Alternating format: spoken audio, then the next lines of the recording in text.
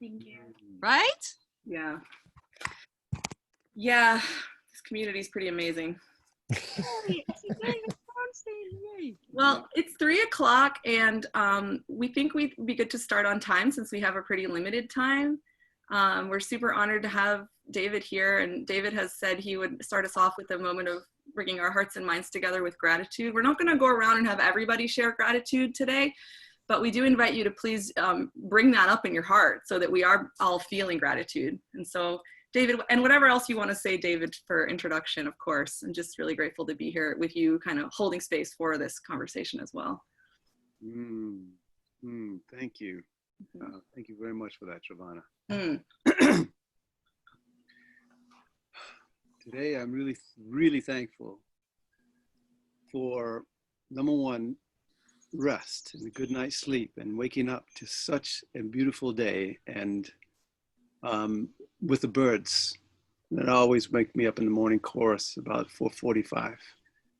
And I'm thankful for being here with you all. I'm thankful for you all that are here to open your minds and hearts to what's being said. I'm thankful for this place here on earth where my feet are and where my home is. I'm thankful for the Wampanoag people, my ancestors, Wampanoag people past and present, that support me and understand that we all need to move forward. And I'm thankful for the clean air and the clean water and the birds and the animals on the land, and the fact that we are able to touch children who may, most of them, be willing to chip in and clean this earth up so that they too can have it for their children. And I'm thankful for the creator of all things and the spirit that lives in all things, and for love. Y'all want to join me in that? Yes. Yeah. So with that said, I will, first of all, welcome you to the call. And second of all, I ask that you open your heart up, not just your brain and your head and your mind, but open your heart up to all of the people here with good intent, with love in their hearts that want to share this different way that we're going to approach other humans from now on. Oh. Thank you. I also just want to say hi to Sangoma. I see you just got on, Sangoma, our elder here. And Sangoma has said she's going to defer her speaking until 4 o'clock. So we'll hear from her in a little while, but I'm grateful for you being here too, Iya. Yeah, here we are. Hi. Can you introduce yourself? Yeah. Hi, everyone. Thank you, David, for those words of gratitude. A lot of gratitude for all of you showing up here and your contributions and being willing to contribute to this conversation. And my name is Estephanie Martinez Alfonzo. I'm the first generation born here in the United States. I was born in Boston, grew up there too, and my entire family line, both on my father and my mother's side, are all native Venezuelans, and so I hold that culture and those traditions really close to heart. And I'm here with Trevanna representing the Wildwood Path as a staff, and I'm really happy to be here with all of you. I'm really happy to be here with you. Yeah. I'm especially grateful that we're neighbors and we don't have to quarantine from each other, so we can actually sit next to each other during this time. It really means a lot. My name is Trevanna. My pronouns are she and they, and I am here in Maine, where I was born, in the Wabanaki land of the Dawnland. And this is the Penobscot area of Maine, and it's kind of Penobscot, Kennebec zone. And what to say about myself to introduce myself. My family moved to this area more than 400 years ago, and they were some of the first European settlers in this part of the world. And I felt in my own life, as I was doing work around anti-racism, and I wasn't at the time calling it decolonization, but I studied conflict resolution and a focus on sub-Saharan Africa. And I spent a lot of time living abroad and working in the city in different kinds of multiracial, multicultural leadership groups in Boston. And the whole time I was thinking, we got to do this work in other communities. And eventually I decided to move back to Maine, where I was raised, because I felt like this was the place where I had the most responsibility and accountability for the work, and also the most ability to do this work in the place where my ancestors came so long ago. So just grateful to be here. And I started the Wildwood Path, our organization, about, I think it was 6 years ago, and it kind of started from the root of a need for anti-racism and decolonization and liberation work. Because at the time I was, living in this urban, multiracial, multicultural, queer, friend group community in Boston, and coming up to Maine to take wilderness skills classes. And all the classes I was taking were taught by white men and populated by white men, and it was great. I learned a lot from them. But what I would bring my friends, like Estephanie, not you specifically, but people like you at the time, it just didn't work for them. And it didn't work for me either. And it felt like I just wished that there were places we could be sharing and learning nature connection skills that were a little bit safer spaces. And so I went on a kind of a journey to try to create that with a bunch of other people. And so the Wildwood Path was born from that desire. And at this point, we run a bunch of programs mostly with adults. And so Stephanie's been part of a long-term learning circle. And so when she refers to involvement with the Wildwood Path, it's mostly with that program. We also lead public workshops, and we've been doing more consulting and training work as people keep asking us to do it. And so now we're focusing more on the arm of our business that designs regenerative economic systems that are based in the wisdom of nature, and that does a little bit more like leadership training. So if you want to work with us, please let us know. And for this call, our plan is to kind of introduce the call like we're doing and do a little exercise to help wake up all of our brains to think about this topic together and access your deep wisdom. And then Stephanie's going to share about her personal experience with the exercise that I'm asking all of you to reflect on. And then the two of us are going to tag team sharing a little bit more about some of the Wildwood Path strategies. And we want to just name that we're only touching the very, very tiniest surface of this topic. And this is, based on many hours of reflection we've done on this webinar, figuring out what to start from. So this is what we're starting from, and we know all of you have a lot to contribute.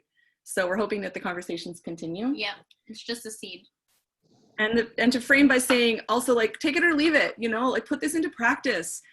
Especially for me to say this as a white person speaking about this, anything I say could be completely wrong. So I want you to really reflect on that and learn.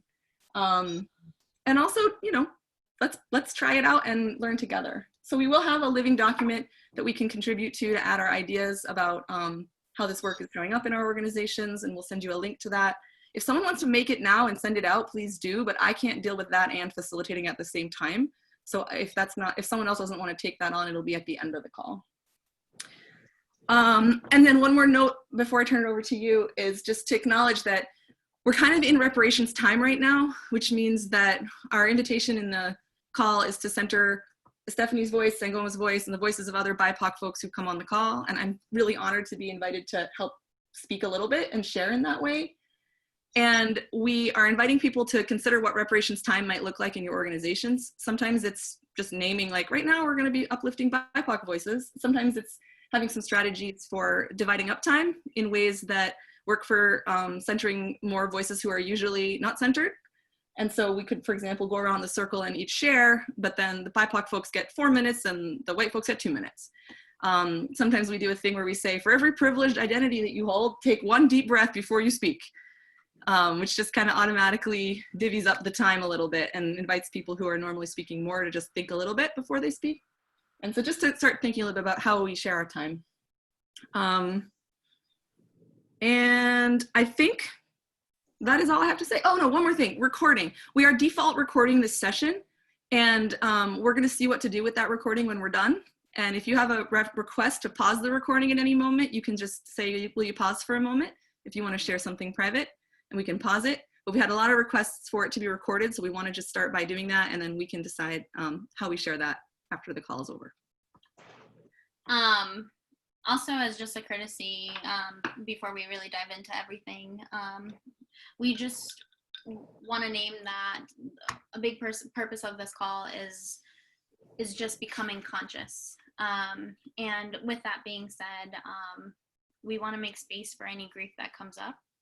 And we want to honor it. It's like deep in our philosophy to make space for grieving. And so our invitation to you on this call is to maybe just notice if and when your emotions come up, and give them like a silent acknowledgement, like, you know, take a note of them, write it down or something, and then commit to offering space to that grief later on to be processed. And also we want to invite you to continue to uplift your own consciousness and thinking around this topic, and contribute to the field that we're generating, knowing that grief or those emotions, those tears, are also really important and super worthy, and a gift to this work in a different space. And we can offer that space, but we also just trust that you create that space for yourself as well. Can I tell them why I'm laughing? Yeah. Okay, so on the last NCN webinar that I invited Estephanie onto as our new staff member, she like mentioned in the chat, oh, we could offer a webinar about uplifting BIPOC staff. And then everybody was like, yes, please do that. And then she was like, Trevanna, I'm not doing that without you. You know, I had a moment of like, what? Whoa. I don't even know these people. And then, you know, throughout the planning process, she keeps being like, we could offer this webinar. We could offer this webinar. And I'm always like, okay, I guess so. You know, so like, yes, we can offer a grief webinar, you know.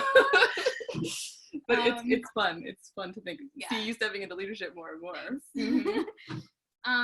Okay, with that being said, do you want to introduce the exercise? Oh, I just wanted to honor my teacher, Carol Sanford, and just thank her for some of the thinking and teachings that went into us designing this little prompt for you all to think about right now. Just a name that comes from that lineage. Thank you. Okay, so for this exercise, it's only gonna be a couple minutes, but you might want to have a pen or pencil and something to write on. So if you can pull that out really quick, or you know, keep it in mind. So we will start by grounding. Just take a moment, whatever that looks like to you. Put your feet flat on the ground. Take a deep breath. And we want to turn our minds to reflecting on the last couple of months, maybe, in your work, in nature connection, or, you know, anywhere else, but just let a memory surface where of a time when BIPOC leadership was truly centered and uplifted, empowered, ideally as a part of a result of how you comported yourself. And so just take a quick second to let that memory surface for you. Maybe jot it down really quick too. I'm thinking about it too. I'll think about it too, yeah.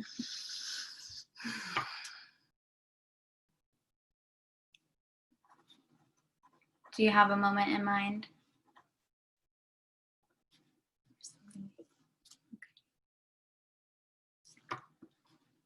As you're thinking about that moment, I want you to think about 3 specific things. The first one is, what was happening? Like, what practical things were happening? What concrete actions were happening? What was done leading up to that moment and after that time of uplifting? I'll put this in the chat after Estephanie introduces it, so you can see this written on after she's done. The second thing I want you to think about is, what was your state of being? How did you feel, and how did you hold yourself?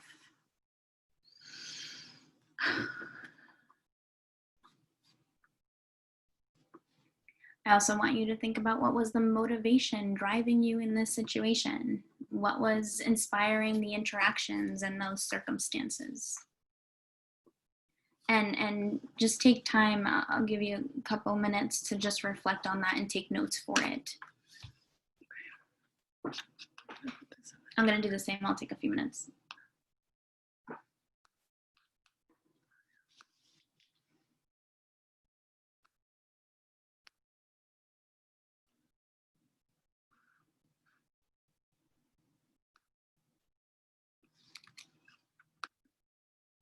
This prompt is in the notes, is in the chat now, if anybody wants to look at it. I think it's in the chat.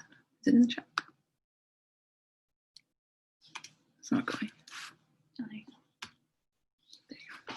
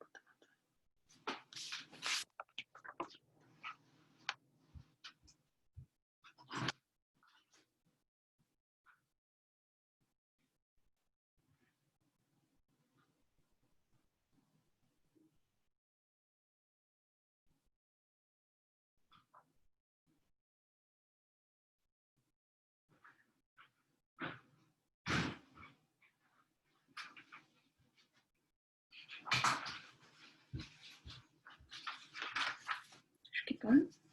Okay. I know you can probably think about this more, but pause for now.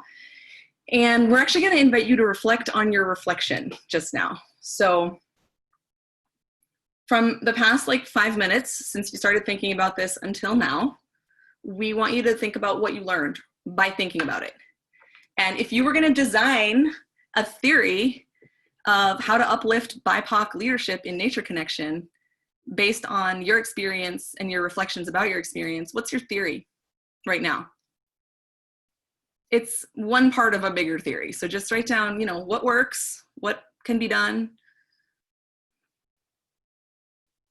what are some strategies, and take a couple notes on that.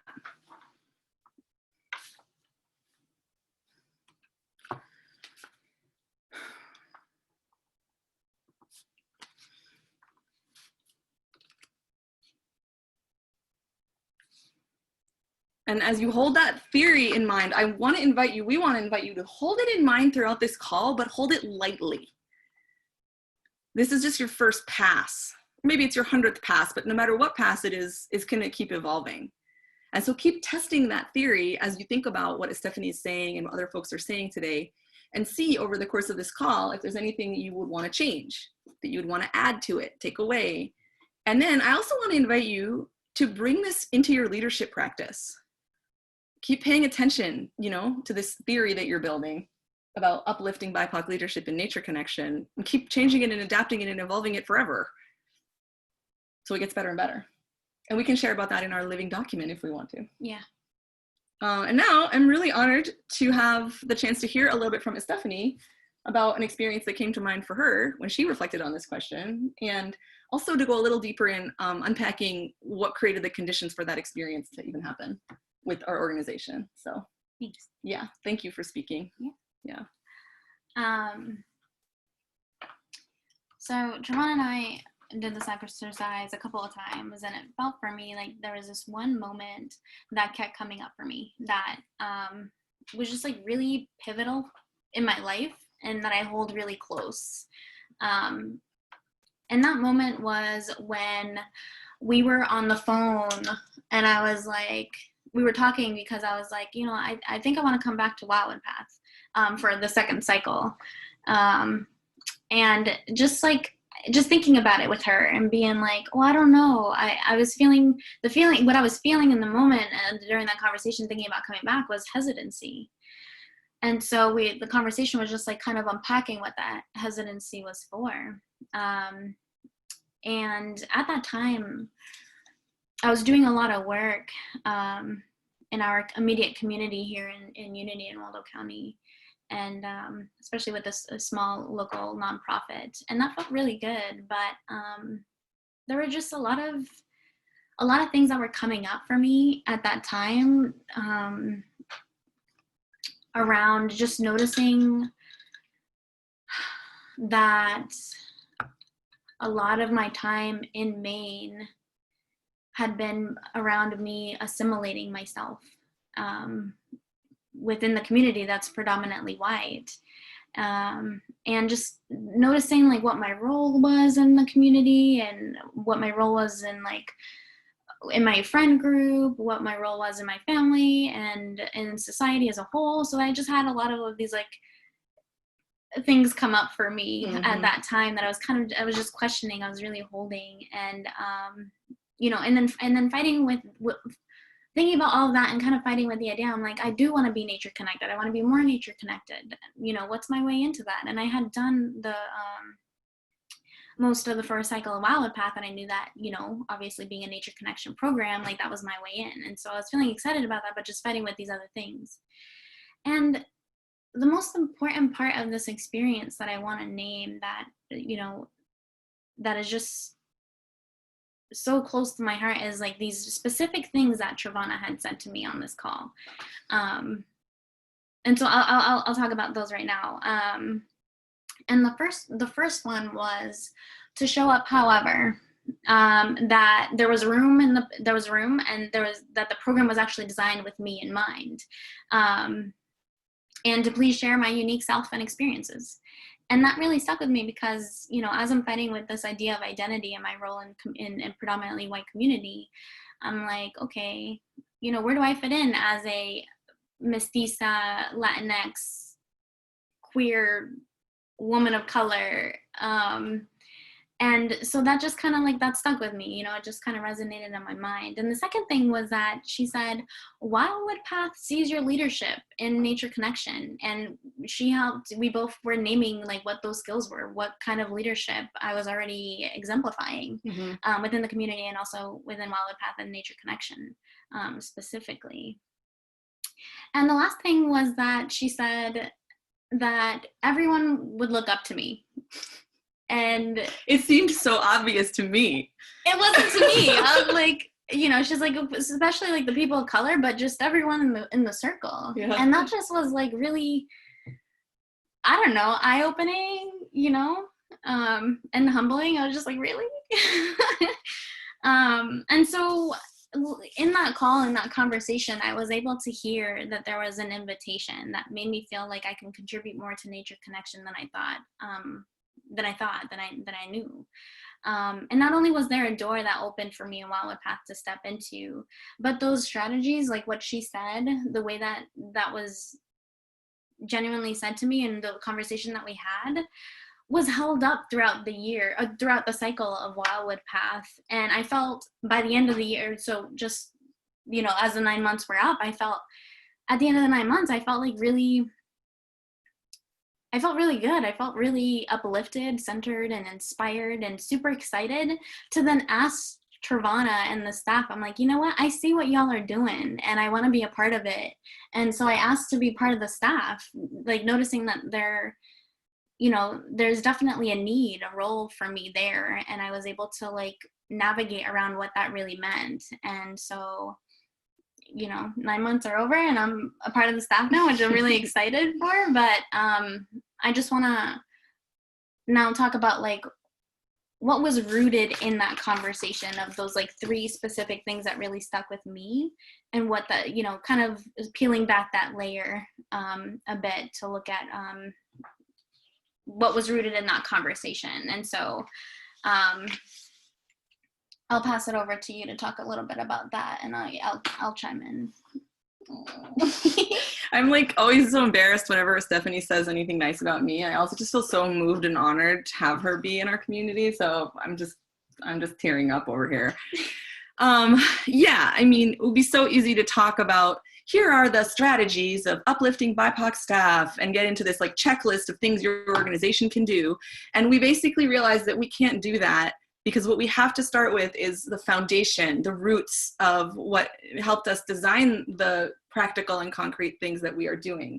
And that as we peeled back the layers of that conversation and the other things that have happened in the past 4 years that Estephanie's been part of our community, we realized that there are some roots that we want to speak to on this call. And then those roots, I think, will grow different kinds of fruits for all the different organizations, that all of which, if they're growing from this root, would be uplifting BIPOC leadership. And so that's our hope. Yeah. But just to name that there are really practical, concrete things we're doing at the Wildwood Path around like how we allocate money and time.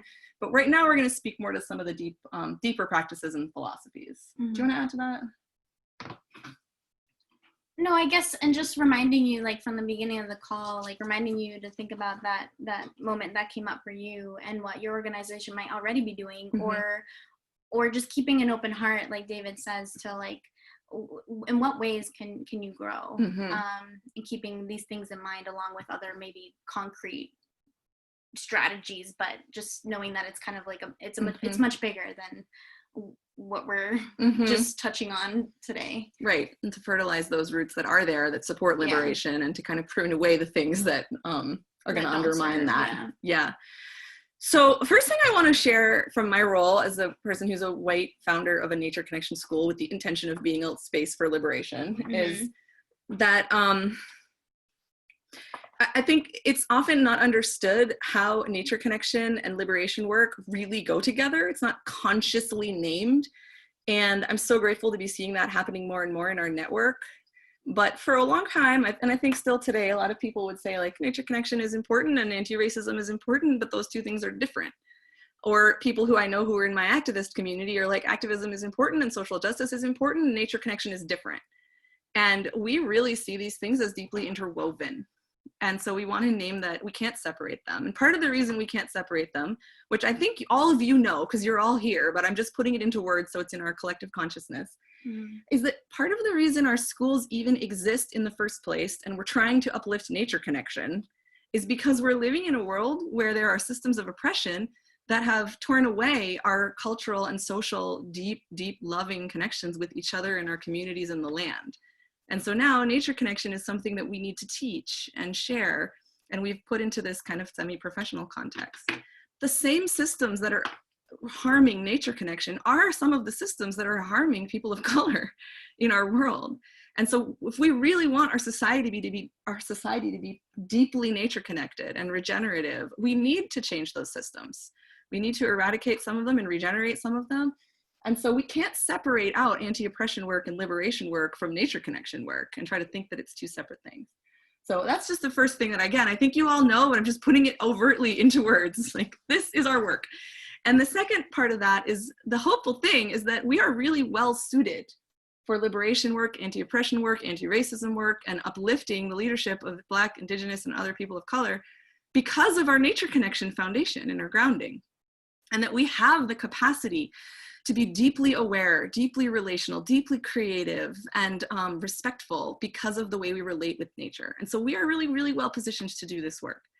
And so the two principles that underpin all of our programming that give us a way to explain, and I want to say one more thing about that, which is that part of my work as a nature connection leader is in the framing and explaining of why this matters. And I do that to lots of people and for lots of people, and I listen to lots of people to keep honing what I'm saying across the whole spectrum of activism and nature connection and wilderness skills and Maine guides and the people on my street who have Trump signs on their lawns, you know, and it's the framing and the explaining and the connecting that I do as a tracker. So that's part of the leadership, but it's all rooted in two basic practices that are core to the Wildwood Path, which will sound familiar to you, I'm sure. One of them is awareness, and one of them is relationship. And all of our nature connection curriculum and programs start with inviting awareness and practicing awareness. And we have all of these sense meditations and all of these core routines and all of this naturalist skills, and awareness is being cultivated through that. And then the other was relationship, and we develop and promote and grow relationship with the more than human world through our nature connection practices. And the thing that's really beautiful to see is that that work with the quote unquote wild or quote unquote nature, we'll get to that in a minute, it teaches us how to do the same thing in our human systems and our social systems. And so the awareness skills that I learned living in an urban environment and keeping myself safe walking on the streets are relevant in the woods, and vice versa. And the relationship that I have connecting across difference with the deer who live in the woods has also informed how I can connect across difference with other humans. And so part of nature connection mentoring is tying that all together and really actually naming and uplifting that we're developing ourselves as people.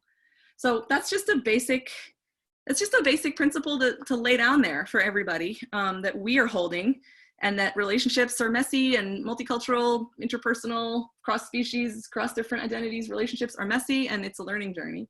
And the awareness practices we do provide us the capacity to keep getting better at it over time. should I go straight to the next thing, or do you want to add to that? No,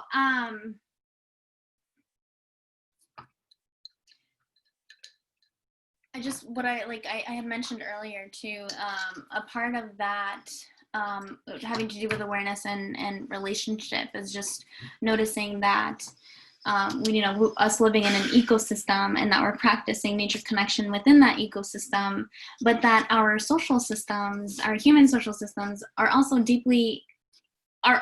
ecosystem within themselves, within this natural ecosystem. And so separating them is just it's not possible. Like, once you see it, Trevanna says all the time, she's like, once you see something, you can't unsee it. And so, like, just feeling really grateful to the Wildwood Path, having seen that there's that work that needs to be done, and continuing to do it, because now that you see it, you can't just put it down. Mm-hmm. And so being a part of that is really humbling for me. But a way that, that strategy of decolonization, We haven't even talked about it yet. Oh, we haven't. Okay. Do you want me to? No, you. Yeah. Okay. Yeah. Okay.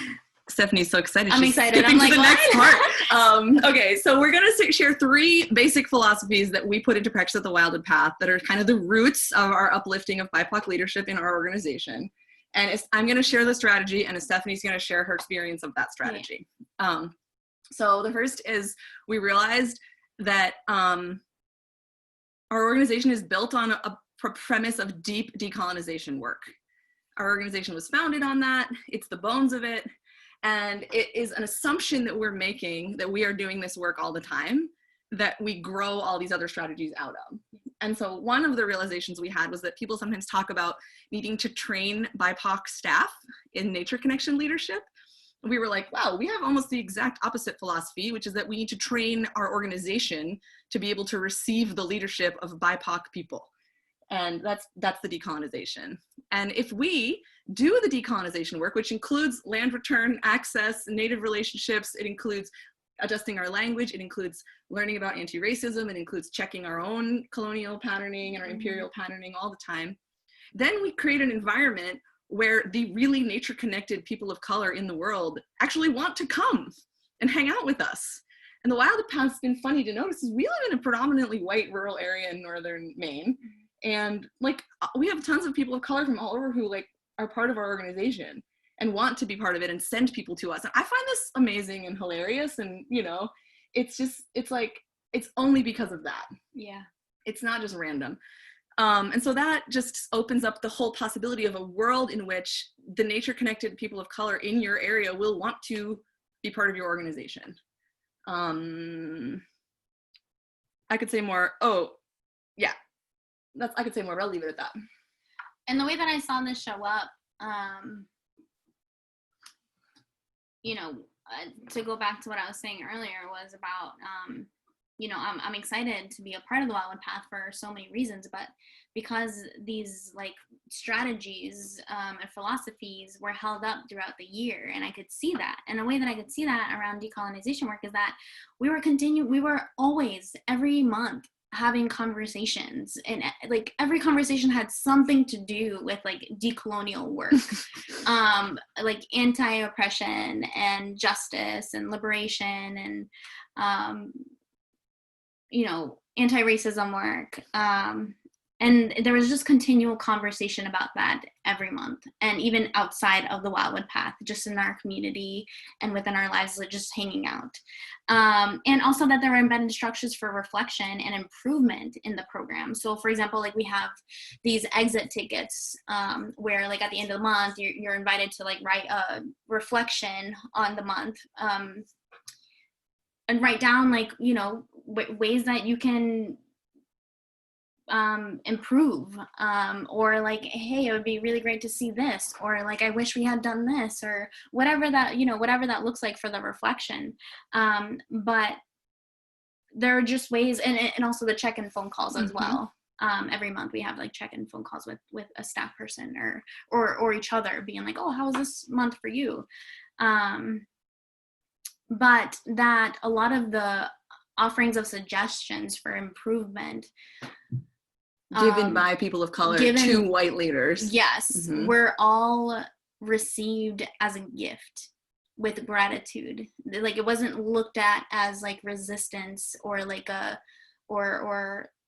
like a pointing a finger or you know, like any sort of negative connotation, you know. It was like really, really welcomed and then implemented and talked about and be like, okay, this is what we can be doing better. Let's do that, like starting right now. And so I just noticed that, and that was really held throughout the year. And of course, like moving forward. And the other thing, well, the second thing that I saw a lot was the practice of non-binary thinking. And do you want to? Oh, sorry, I'm missing one other thing about decolonial work.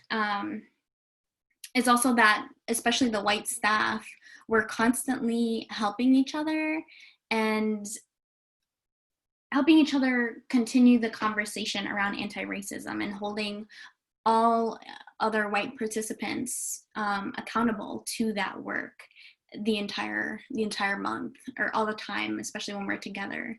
But that was like a really important part, is seeing that in the circle without any person of color needing to like point it out or like tell you how to do this thing or hey, you should be thinking about this. And of course, like some of those conversations were being had, but like the fact that all the white staff and all white participants were educating each other, that was like really important. I almost missed that. Thank you. Well, I'm like, don't miss that, because that's hard work. yeah. That's the other thing too, is that like I know that we're talking about this as like, yeah, you know, just gotta do a couple of these things and like implement this, but it's not easy. Like having these conversations are not at all easy to bring them up with white people, with people of color, asking questions. What's the right question? How do I approach this? Like, how do I do this with this work for myself and not just, you know, it's hard work. It's not easy. So we don't want to minimize that. And just to reroute it back in our commitment to awareness and relationship. And when we start from that place and we're inviting people into growing their awareness and growing their relationships, it gives a context for these conversations and this call to action that most people get on board with. And that being said, we've lost people from our organization over the years because we are not willing to budge on this. And I'm getting better as a white leader at not losing people, at rounding people up and bringing them in and educating, you know, and inviting. But sometimes people just are not going to be able to handle it, and they're not ready for that work. And I've had to just let it go. And I feel grief about that. But yeah, I mean, the white leaders and the white participants holding each other accountable for anti-racism work is a huge part of our practice. Yeah. The next principle is non-binary thinking. And I really want to like hear what you all think about this and et cetera, but we're going to just go through all three. And then we're going to see how much time we have at the end and then open it up to any other BIPOC folks you want to share. And then we'll just have to keep talking over the course of time about all this. But non-binary thinking, I know that sounds simple and it may sound a little abstract in this context. However, I think it's one of the most pivotal, important things that we can practice, especially as colonized people, that just opens up and frees our minds from so many unproductive arguments and lines of thought. Yeah. And our program started out as a queer program, a queer space. We run our sort of core program we run is a women and or trans long-term learning circle. We also run a lot of programs for all genders. But non-binary thinking was deeply rooted in the very, very foundation and fabric of the Wildwood Path because being centered in the queer community. So I'm super grateful and want to honor and acknowledge the trans people who are continuing to fight the good fight of breaking the gender binary, which also helps us break the binary thinking in the rest of our world. But non-binary thinking, the way it often shows up in Nature Connection for us is just noticing the ways that we compartmentalize. Oh my gosh, Iya Tahirah, hi! I'm so glad you're here. I wonder if she can hear us. I see Iya Tahirah is here. Noticing how we can compartmentalize and like fragment nature and what nature is. Yeah. And so we've really worked on figuring out how to think about and teach about nature connection and cultural work and societal work without saying nature's over there and, you know, people are over there, or the urban is there and the rural is there, or this is the wild and this is the domesticated, and putting things in these binary categories. Just like seeing the whole of how systems function and we're working within that. And I'll say that that form of thinking of, you know, breaking those binaries, opening up those binaries, maybe we can say, has opened up the possibility of a whole world of working with BIPOC leaders who don't consider themselves nature connected because of the way we define nature, but are deeply nature connected. That's huge. It's been huge. And I feel like, well, because most people of color in this country do live in urban environments, then it has been pretty revolutionary for us to actually really deeply see the nature connection showing up in ways that are not what I was taught in my Tom Brown background out in the woods covered in mud, but that are still totally nature connection in a different context. So that's just one example of the non-binary thinking put into practice. Yeah, and I think for me, what is another thing that noticing and how that was like really held up throughout the year was that like not only was I welcome to the program, but realizing that the program does a lot of work. First off, has a variety of different people on staff, and a lot of them being, you know, brown indigenous people of color, especially people living in urban areas.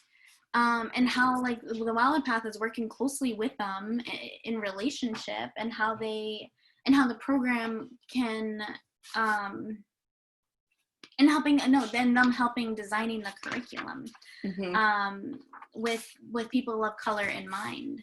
And so I just really resonated that, because of course that feels like, oh, you know, when she said earlier the Wildwood Path is designed for you, like that really resonated with me when I like started noticing like all of these people that are involved in building the curriculum. And so it just felt really like inclusive in that way, me being from the city and also being a person of color and like being like, am I nature connected? Like, yeah, I am. Like that is also for me. And so it was just really great seeing how it felt like the program was designed for people of color of all like walks of life, from different, you know, urban, rural, wherever, and also like inclusive of white, rural, woodsy people as well. And so it's just like non-binary. Yeah, exactly. It's designed for both. Yeah. Which is like really incredible. And it's kind of, again, it's like feels like we're talking about it really abstractly, and maybe like it's like, well, how do I do that? But it's just, again, we're just planting a seed. This is really quick overview of what we're trying to do. So I just wanted to name some of that. And the last, was that everything I wanted to say about that? Only you can know. Yeah. I mean, there's so much more we could say about it, but yeah, I mean, exploring we can say this so easily, like get out of the binary, but actually exploring how to do that in different contexts is a constant practice of evolving your thinking, and having a community to think about that with makes it much easier, which is, I think, one thing that this network can be for each other, and it can also be something that you would do and bring with your staff. Yeah. Which I guess is a good tie into the next piece. Okay, so the last piece is the idea of seeing and working from a place of essence, which I also want to credit Carol Sanford for this concept, although it's not something that she originated. She's expressed it really well in a way that I can understand, which is the idea that we like see the magnificence of each person who comes to our circle and acknowledge it, and see their unique, essential way of being in the world, and the fact that they have a role to play in the system. And this is like basically the exact opposite of tokenizing or lumping people into big groups and trying to design just for them as a group, or of treating people like they're interchangeable. This is like, those are all colonial, imperial ways of treating humans that just end up oppressing everyone. Like the idea of like, oh, I want our nature connection program to cater to this demographic of people. Yeah, like, we need more brown people. Yeah. Like, it doesn't work. You have to work with specific, seeing the magnificence and the value and the beauty and the power of specific people, and uplifting that and working and designing for that. And so I guess I'll say, maybe you can speak more to this, but that helps people see their own roles, that they have a role in the community. And then there's this assumption that they're going to inhabit that role with their own power and place and totally change it. And it won't look anything like what you thought it was going to look like when you invited them in. And then you're excited about that because they're expressing their essential beauty and magnificence. And so I guess noticing that sometimes all you really need to do to uplift BIPOC leadership in nature connection is see that it exists and witness it. and that celebrate it already exists. Yeah. That you're not doing that for them, or, you know, teaching them. So tying all those three together. Sorry, I cut you off. I'm done. Okay. It's all you. Yeah. So, but speak to that a little bit more about like stepping into those roles and the freedom, or the, I don't know, just like that aspect of being in the essence. I think it's kind of hard to explain. I know. But going back to like my reflection at the beginning of the talk, you know, those three things that Trevanna named and that we talked about, really made me feel like she was just seeing me. Like, show up how you want. It's welcome. Like, this program is designed for you. Like, we want to learn about your life experiences. And like, I don't think I could have named that then. That was like kind of, you know, you seeing essence. But you know, now that we're talking about it and putting a little bit of language around it, like, that's exactly what that was. And that's exactly why I felt like, why I could see the invitation, that door that was opening there.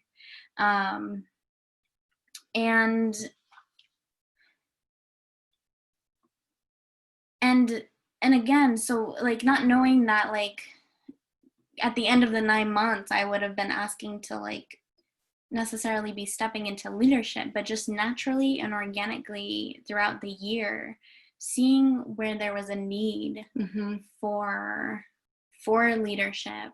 And, you know, at the beginning, not necessarily knowing exactly what that meant for me. There wasn't a description that I was fitting into. There wasn't like this is your job. It wasn't anything like that. It was just, it happened organically, where I just felt like, okay, that door opening of her seeing my essence and being like, you know, I see this in you. Like, you already are nature connected. And, you know, everything that you said was just changed the perspective for me around the experiences that I already had, the embodiment of those experiences. And we see it over and over with people of color. Yeah, we see it over and over. And it was just amazing to kind of like see myself and how that evolved and developed throughout the year in the program, where I felt like that door was opened and I stepped through it. And when there were moments that, you know, I felt like I could really step up. And again, it wasn't that like there was a role that was prescribed to me, you know, it just organically, I was able to do that myself. And so it felt really good to just the Wildwood Path having a container for that, whether it led to a staff role or not, you know. And so I just feel really grateful for that, that work. And overall, the Wildwood Path, looking for ways to uplift BIPOC leadership, which uplifts the whole work itself, and that how important that is for nature connection to grow, to thrive. Did I speak to that well? Yeah, you always do. Kind of hard to explain, but I hope that you were able to hear some of that. I'm just trying to keep an eye on the time. It's really funny. This is part of the challenge, multicultural work. It's like, you know, you have a time frame and you have a plan. And I don't know if you've ever looked into, like, there's lists of toxic white leadership patterns. If you read those lists, so many of them are like, stick to the plan, have a time frame, you know, organize and control everything. Yeah. And part of the work of uplifting non-white leadership is breaking out of those toxic leadership patterns. And so part of that is acknowledging, like, the timing might be different than I anticipate. How do we organize around that? The design of the plan might totally change. And like you're saying, stepping into a role, not me saying this is what you're going to do right now, but just letting there be an invitation for you to design that role. And then I support that as a leader, as a co-leader. But in the timing that we're in right now, we have 10 minutes left, and we were kind of hoping that other people of color might want to reflect, and we're also going to turn it over to Sangoma whenever the right moment is. So I'm just going to let you kind of take over from that, and whatever you want to invite or ask for or do is beautiful. Okay, yeah, so if we have 10 minutes, we just want to officially invite any people of color on the call to you know, the floor is yours to reflect, say anything that you agree or disagree with, or, you know, share an experience, whatever that looks like for any of you. We just want to open that time up for you. And well, I don't know, should we like maybe name when? We can say when it's actually 4, and we're going to officially transition to Sangoma leading at 4. Does that make sense? Yeah. Okay. Yeah. So the floor is yours.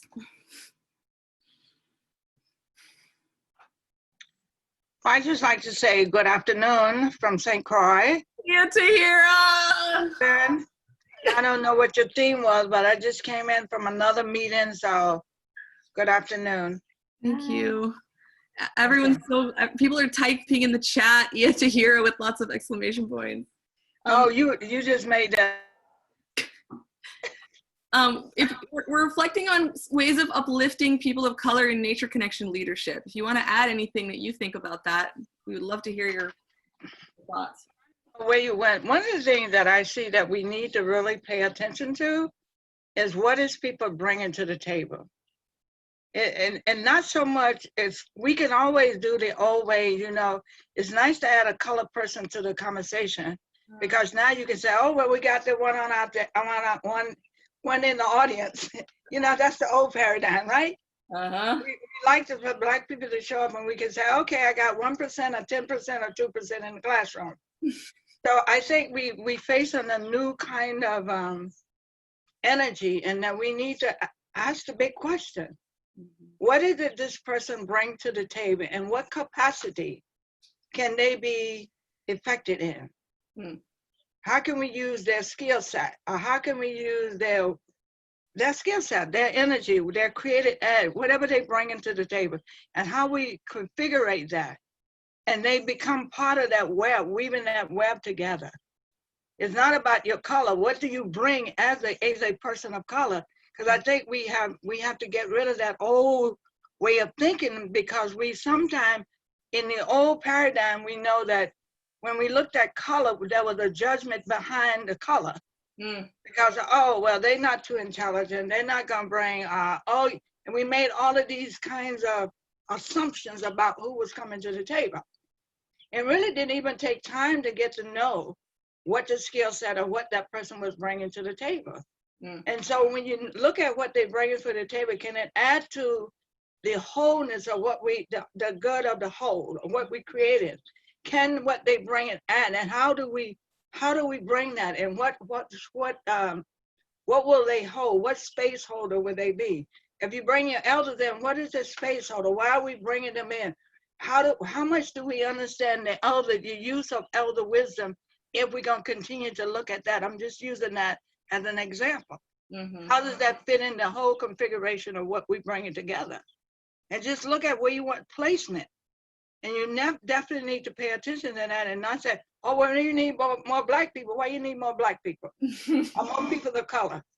Just to make yourself feel good? So then that's what we got to work on, is the decolonization of the whole way that we look at the world. We have to begin to look at ourselves and ask those big questions. What's from here? What are we using from the inner space to even make that decision? So there's a lot of, you know, we can't just jump in because it's time. Let's pay attention to what needs to move. What do I need to release in order so I can have a clear mindset to bring forth those energies and patterns that I need in the web? Whether it's nature connection or whatever connection, we have to look at how expanding that, and what are we looking at? And how are we going to take ourselves out the box, and how are we going to allow others to be out the box? Make sense? Totally. So that's what I would add to it, is really be real careful how you looking at that, and look at what needs to drop away. Because we may be trying to build a foundation on something that needs to drop away. We may need to clear the land. I don't know if you guys done that. So anyway, that's what my offering is. Thank you. Thank you, Iya.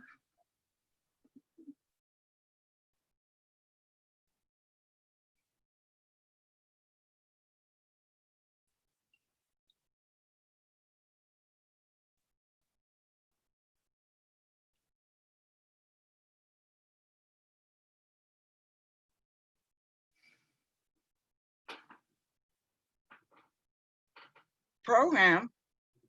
I said, I didn't mean for people not to have anything to say, that I'm not the all and know all, you know, everybody else got a voice. So I think people are just taking it in, yeah. Okay, thank you.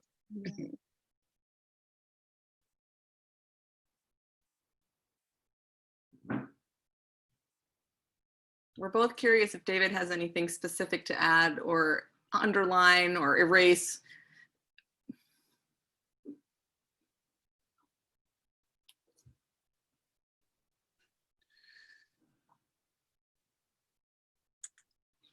Well,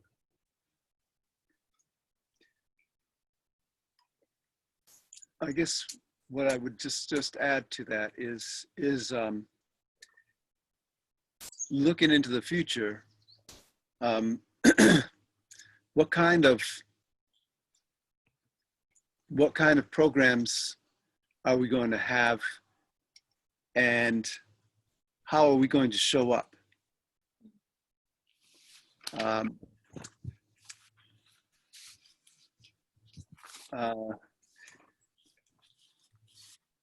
There's a whole new way that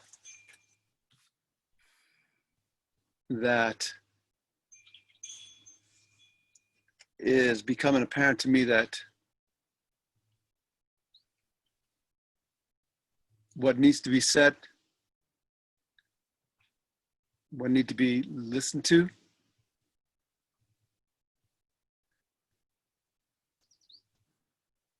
and how we're going to act towards our, you know,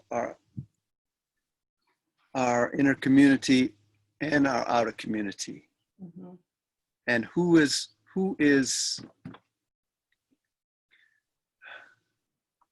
I guess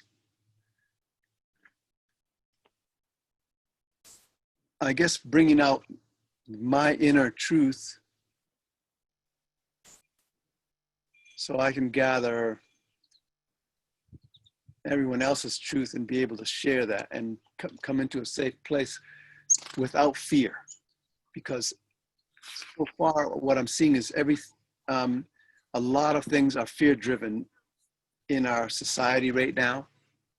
Mm-hmm. And I'm glad you're hosting this, so that, you know, the whole community is being represented here. So, but how are we going to be without that fear that has been fed to us since we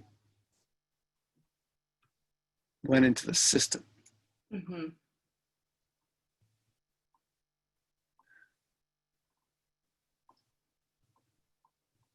So again, more change has to happen. And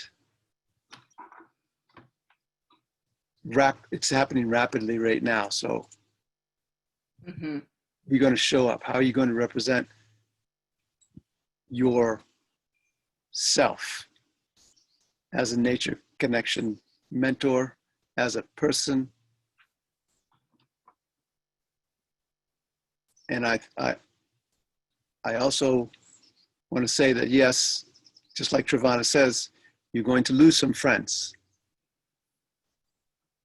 because it does take courage to stand up, but you're going to gain and make yourself much stronger, mm-hmm. bringing out the truth in yourself. Mm-hmm. David, good afternoon. Good afternoon. Good afternoon. Nice to hear your voice. I was wondering, I'm just posing a question here. Two things I heard. One, I like how are we going to show up, and where the fear is, like really looking at where's the fear inside of me right now, and being able to work with that either individually with yourself, or either collectively in some kind of form of ceremony and ritual. Because that's a communal fear. There's an individual fear and there's a communal fear. Mm-hmm. So as leaders, those who are leading the pathway for elevation, whether nature connection, communal, whatever, is making sure that we have resolve around our own inner fears and that tension that might still be there. And it's surprisingly, even, and you know, having been out in this field of doing work and growing in this place for about 40 years, I found that this whole episode of pandemic and what happened with George Floyd, all of this has brought to the surface for me to look at where my inner fears are. Where is my trauma? Where am I still holding on to that trauma that doesn't allow me to be clear in the pathway and clear in holding a different kind of lens for the overall elevation of community? So, and then the second thing I heard that you say the future, we are the future. We in the future, as we stand in this present moment, we are creating our future. So if we can shift the lens and not get anxious about how to put something outside of ourselves or ahead of ourselves, where's the future? The future is right now. We are vision and dreaming the future. So how can we speak to it from that place? It's just something I'm posing, that we look at it more here and now. Mm-hmm. You know, how we are the one who created this vision, this future. Mm-hmm. And it doesn't happen until we step in it. We the artists, we are the crafters. Mm-hmm. So that's just something I'm offering again. Mm-hmm. Thank you. Thank you for that. That was beautiful. I just have a couple questions also that I'll just throw out there. And that is, I'm seeing there's a lot of people who are falling in line, and then I'm seeing a lot of people that, you know, are doing something different. And I just would ask, not one, are you the type that is going to be, you know, follow along, and are you going to do as you're told? Or are you more, you know, especially toward the government and police actions, or are you going to follow, you know, your heart? I mean, it takes so much courage to take something like that on. And I've seen Nature Connection community accept some of, you know, the things that I bring, the things that, you know, that I've been talking about for a long time. I really believe that we're at the forefront of this, and we are going to be the ones that are going to be able to bridge the gap from fear to truth. And I would just, you know, I would just ask you to think about that.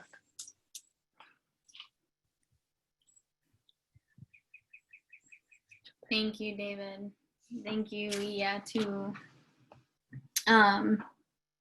Yeah, thank you both for your words. I'm really happy.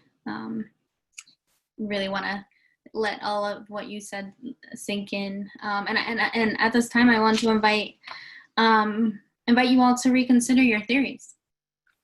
Think about what those theories were at the beginning of the call, and if anything might have changed from the beginning of the call to now, and also keep that in mind as we hear a little bit from our Iya Sangoma,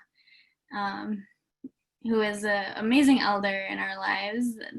I know her from the Wildwood Path and her relationship with Trevanna, and she's been such an inspiration. And I'm so excited to hear what you have to say. And every time you speak is like a gift. It's an offering that we hold really close to our hearts and we carry for a really long time, maybe our lives. Mm-hmm. So I'd like to officially turn the floor over to you, Iya.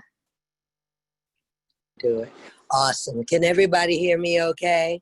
Yes. Right at this, yeah, because you know, we're figuring it out. The computer over there where I can see you all much better and all of you at the same time, it won't let me hear. So I was sitting over there for a while, but actually the audio is over here on the phone, and then this noisy air condition is in the room. My love and my greeting.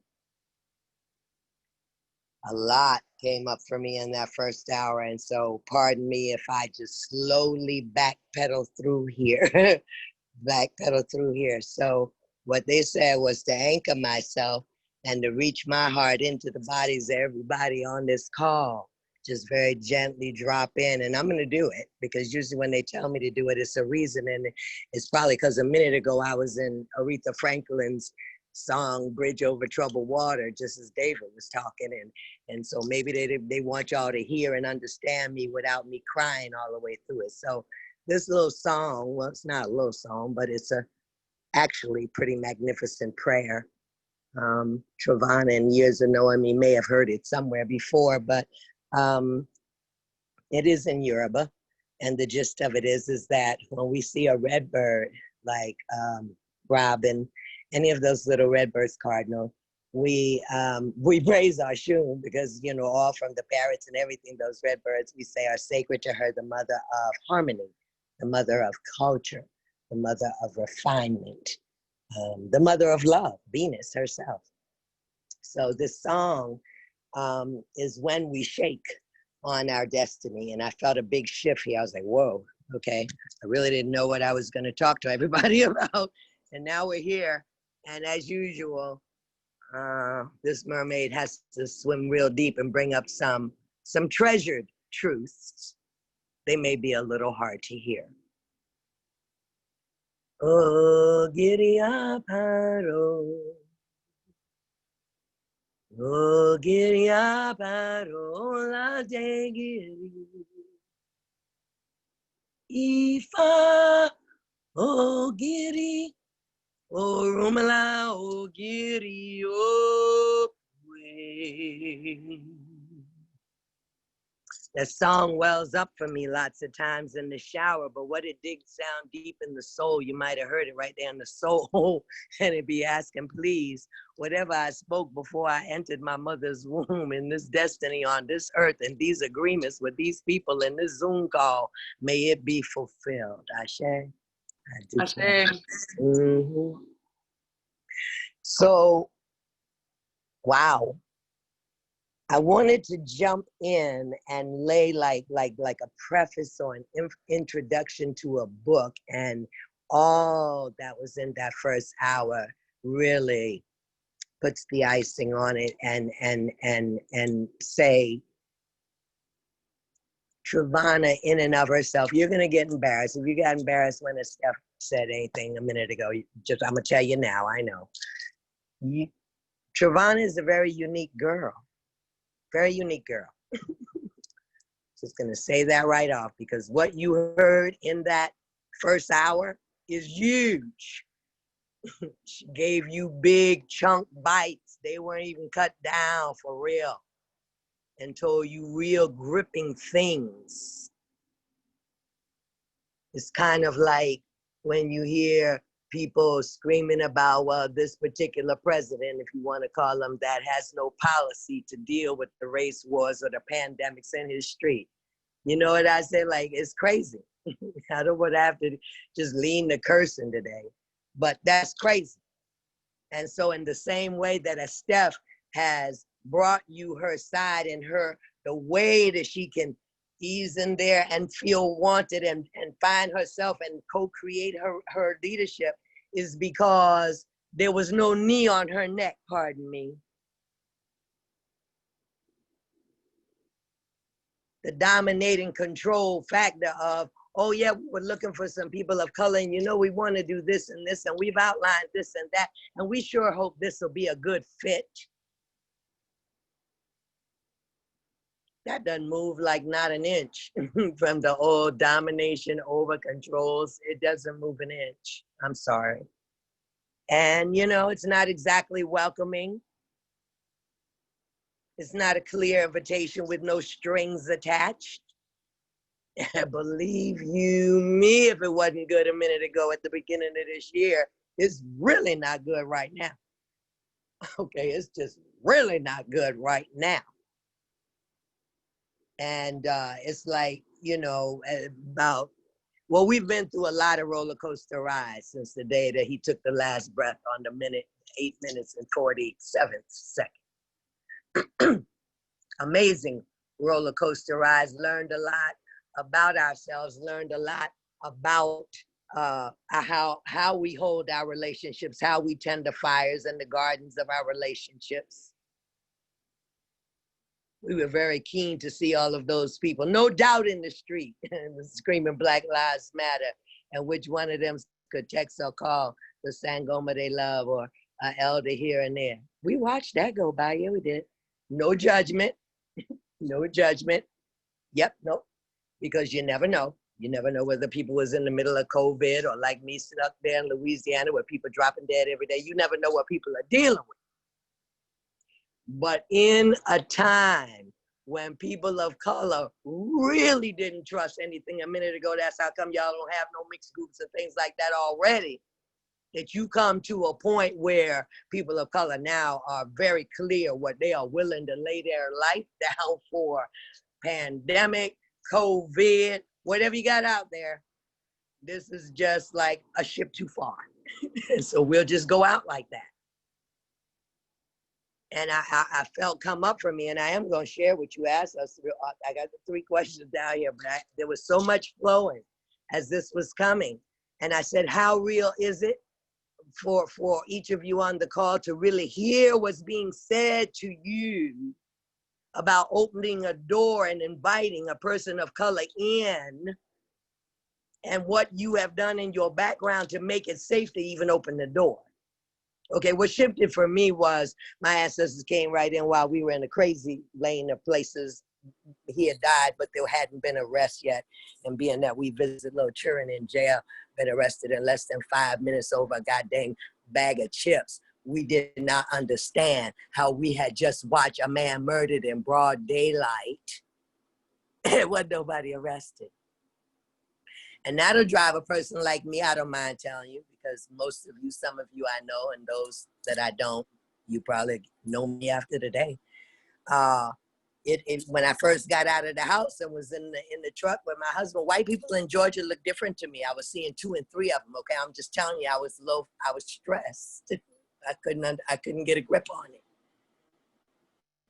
And so I looked over at my husband, bless his heart, he doesn't say more than 10 words a year. And so out of the blue, I needed to know from him, all right, if you rolled up on some cops with their knee on my neck, you just tell me right now what you do. And of course, he being a Black man still out of this ecosystem, Steph, where Black people are still scared of white people, and they're definitely scared of white people in uniforms with guns. This is Winfield, Georgia. So you just don't even take that approach. And bless his heart, we've been married 30 years. And of course, I knew this. And it's a good thing that I know that, because the love between us in that moment of him being in his purest state of love with me to say, even when I can't tell you what you want to hear, I'm going to tell you the truth, which will make me love him more. Because I understood that as much as he would want to say that he could save my life that day, he could not say those words out of his mouth, because I've been on some occasions when cops show up, and I understand the level of shake and absolute trauma that hits this Black man. He is a Black man. He is Black. One of them chocolate blue-black kind of people. So I gave him a pass. I said, that's all right. I guess they wanted you to know that if the shoe was on the other foot, you needed to recognize your wife was going to die that day. Do you hear me now telling you? Because I am not wired to be watching nobody on nobody else's neck for 8.5 minutes, least of all my husband. I'm going out like that. I'm going to jump on the person, and then people will be forced to shoot. Now, the reason I told you that story is that level of honesty. I hope you heard it. I hope you heard it more than a dramatic story. I hope you heard 2 souls that have been together 30 years that have to be in that level of truth. Because when you talk about how you're going to open that door to invite people in, how do you know whether it's safe inside or not? Have you done your work? So after that went by, and thank God we had an arrest that afternoon, and my temperatures came down. I could breathe again. Not that that's the end all, but like with the Trayvon Martin, like with the 20 or 30 people before whose killers get to go home and order pizza and take a shower and shit, just a little too much. And I offer you that because I needed in this shift for me, I needed my allies of all colors and all belief systems and all cultures to recognize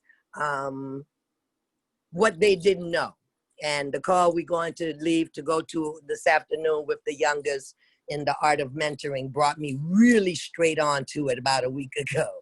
So after that thing with my husband, I said, we both Black, and look at there. Look at the difference right in there.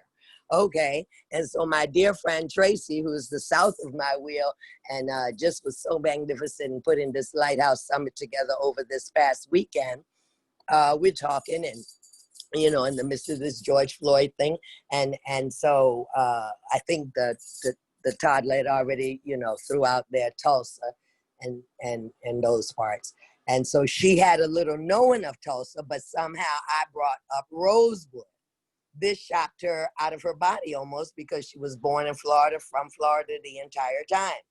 And so she felt she wanted to go down that rabbit hole.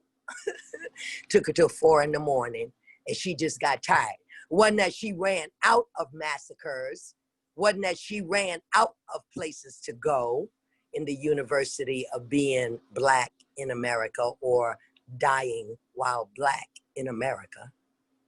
That as a little blonde hair, blue-eyed girl, she said to me, what do I do if I get in a car? Because she has 3 white sons. You know, she has 3 boys. I've been their Grammy for years since they were littles. And she said, people, you know, that I go up and I try to be their white ally and I try to be right there in that conversation. They're not going to know that you're my son's grandmother. They're not going to know that my cousin is married to a Black man. They're just going to see this white person. And I said, well, the first thing you do is don't give them any chat and discussion about you being their ally. Okay, please don't do that. Don't do that. What you do have to know is maybe the obvious is that you pose no threat. I'm gonna offer that again in the same place where you all are forming how you open the door with the right invitation. You have to make sure that when the door is open, no threat is posed. So the piece that came up with the little girl from Art of Mentoring, she was so confused. And you know, most, if not all of those children, they don't have Black friends. They don't have a Black community. They're very elite, very well-to-do, and up in very isolated areas. And so every week I try to give them, okay, whatever's on your mind, because I know not only do you not have all that, none of you are 20 years old and have any backstory of Lyndon Johnson or Vietnam or the last time that people were in the street burning down buildings. It must scare you to death. And so you just ask me anything you want to know, and what if I can't answer it, I know I'm gonna help you find an answer, because it must be confusing. So she went to, and she was getting to the piece that's in the underbelly of this larger conversation today, which is, where do we come up with that empathy? What made the way in which Trevanna made that invitation, or could see the uniqueness inside of Steph, not just, oh, here's a cool, you know, a cool woman, Latino of color, man, my program could really use that. No. Any of us know Trevanna, know her deeper than that. What built that empathy inside? And so she was speaking to this place of confusion. And again, they're not, you know, they're 15, 16, 17 years old. They tried to form a lot of things and try to understand. And the parents, one way or another, are not the people they can go to and say, what should we do about this? Okay, they got their own set of problems. Money usually does bring that kind of thing. And as she was talking, Spirit came in, and before I knew it, I had answered her back. I said, oh, here it is, darling. The given you're working with is that every person of color in America has gone to American public schools. And while I took tests and wrote papers and know your history, maybe just a little bit than you do, you've never attended the university of my experience. in America, or any, and don't let one black person or a brown person speak for every other one, because it's huge, huge. We could do a whole 2 hours on just the difference of what Steph's experience was and how that could relate if, in fact, the end of the dream that Trevanna saw in the essence of her being would take her down to the little Mexicans now that only ride the wagons down where I'm going next week by Oyotunji, because they're just allowed to live on the outskirts of town and come pull them watermelons up. Don't say much. And don't you dare try to run for an office or tell any of these people in what is named Lindsey Graham territory. No, you Mexicans, no. And don't remind us you don't have no paperwork and actually are illegal. All of that. You see that knee on the neck there? Do you see that knee on the neck? And so the co-creation, and I do think Trevanna made a very beautiful point, I always make it when I'm teaching in the woods as well, is that the reason that these two things, liberation and nature connection, are so well mated together, why they are married, because nature give us the example of how to be inviting. Look at the sunsets, look at the water. All of us, we love it. You know, I'm singing to the choir. Every single one of us knows that any invitation to nature from any of us, we can hardly resist, hardly resist. A rainstorm, a snowstorm, we love nature and all of its beauty. And yes, it does bring up our fears, one way or another. It's like I say on the tour in Oyotunji. Yeah, the wind is good on a hot summer day when you need a breeze. But I guess ask my two daughters how they made it through Katrina and you might get another opinion. And that's what we're looking at here. That's really what we're looking at here, ladies and gentlemen, because I don't hold back. This is an awful lot of information for you all to take in this short period of time, but you know, that's the level of truth teller I am. Any questions? You want the back resources? I'm gonna say watch Steve Judd Astrology. Steve Judd, J-U-D-D, Astrology. His most current one, and for two reasons. He's a British astrologer for two reasons. Because, you know, I have a lot of ladies that I could get to before him, Molly McCord and Pamela Gregory and all these types of things, because they're all very good. And maybe I'll send that out, like I sent the end of that, how do you catch up on the backstory of a Black person is, and I will send it out. Trevanna, I think I sent you that copy of all those massacres that she looked up that night. She went beyond Rosewood. And again, you know, some people I know since then that would want to say, yeah, I didn't know, yeah. And I'm like, stop lying. Stop lying. I just put a video out there about some CIA woman that help you recognize when people are lying to you right to your face. Because most of us are amazed how America is moving right now, to David's point, of what is the truth, what's not the truth, what's real, what's not real. If all you people are roll over and act like y'all didn't hear this man say inject yourself with goddamn bleach or pine salt, then all right. We can't separate the truth from a lie now, right? But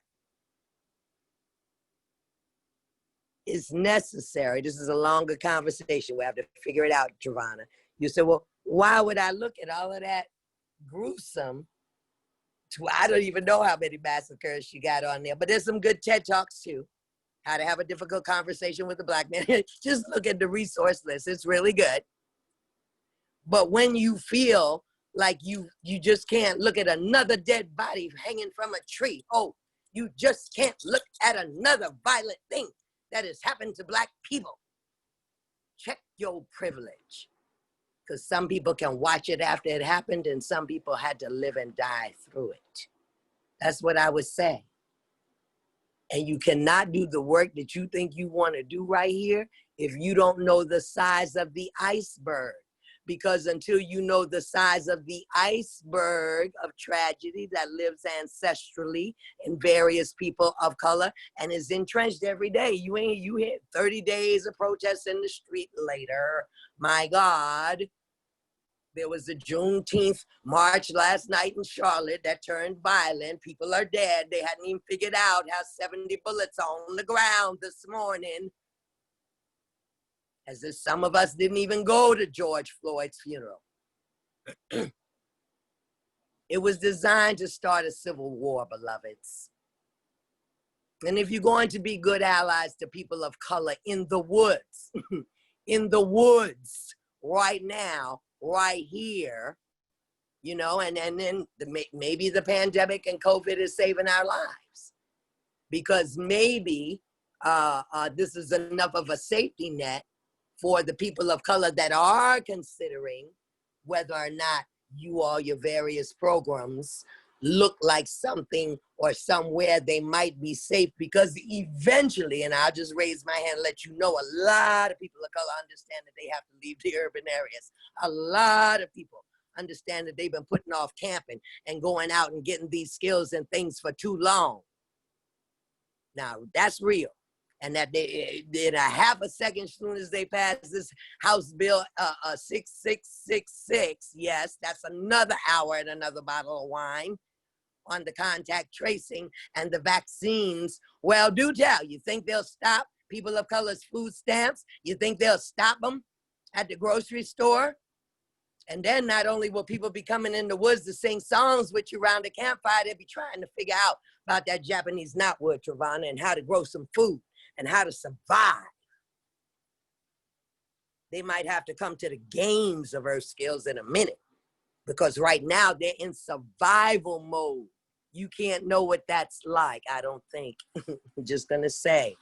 I said it's a good one. If you go in the classroom, collective, some of the interviews that we have, various people, had Judy down there from Tallahassee, does nonviolent communication, all very good. But Judy and I have been friends enough 25 years, like me and Trevanna, I could look at her and say, boo, is it open season on Black People Cup? Just help me out. I'm just trying to make it 2 days running where there is not a Black person dead in the street at the hands of a person whose car says protect and serve.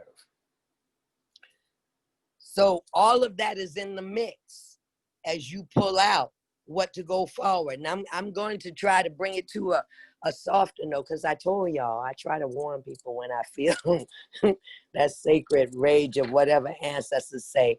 What are you doing? I'm going to say, when you said BIPOC leadership, what is a memory? Go back to a memory of BIPOC leadership when it worked. Triggered me to know, and I am a Black person and an Indigenous person, and I thought,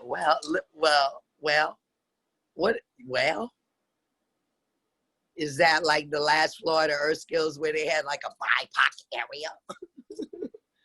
And no, I got it. And I sat until I could feel it, and it was this. And this one was a great one. This one was a great one. This one was years ago, before I was paralyzed, years. Easily 20-some years. I lived in Asheville, and I had gone up there to begin the House of La Matrona midwifery school with one of my great teachers, Wapio. And we lived, I guess there were 5 of us lived in there in that house together, and 2 of them were registered nurses. And the daughter down here, Silver something, like Silver Crow. She had a beautiful name. Anyway, she was the daughter of Bridget. Into Asheville, North Carolina was coming. You know how those people kind of like they carry the torch from the Olympics all the way over, and they walk all the way all through the cities?